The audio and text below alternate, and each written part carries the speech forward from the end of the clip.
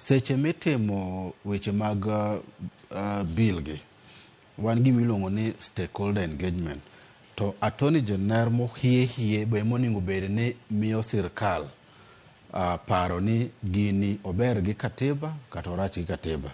To Kenya ka yudo ni gimoro amora mitimo attorney general ichunogo ni gindo nyaka tim kama.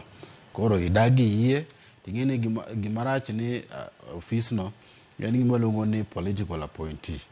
Ma king'ur ne to ing'eni kiny ne to osegoi mana kalam. Mabe mana achiel kuom gima onego bed ni timo ni attorney general onego bed actually kineno Office of Director of Public Prosecution to gi kar attorney general be ni Director of Public Prosecution o enjoy gimiluongo ni security of tenure.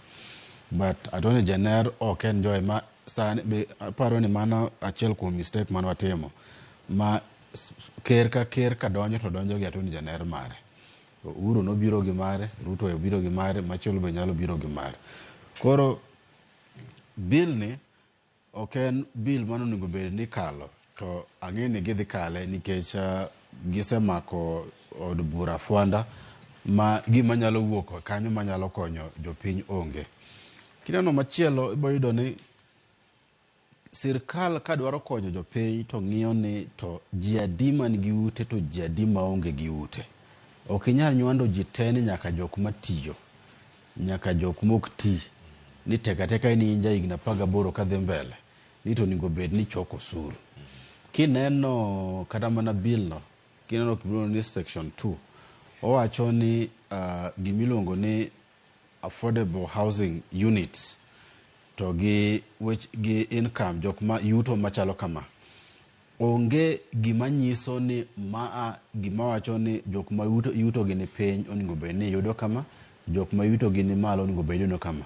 To kok watang' Cleophas, sani kineno kata mana Kilimani ka, wach moro ni wagedo kumoro amora ni wamiyo jopiny ute be onego bed ni sirkal mokwongo ni onego bed ni iluongo ni planning. Kwaseng'iyo planning koko nyalo wacho ni to ere areas monego bed ni wakete ute to gi ok wakete ute. Kok watang' to wadhi bedo gi gimiluongo ni horizontal slum to vertical slum.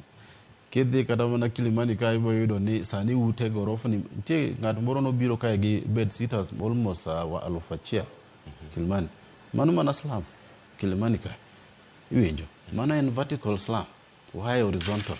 To mano gima kok watang' to wech migedo kumoro amora ni odhinyo to ma gima sirkal timo. Sirkal ponde gimiluongo ni wamanyo tije ne oganda.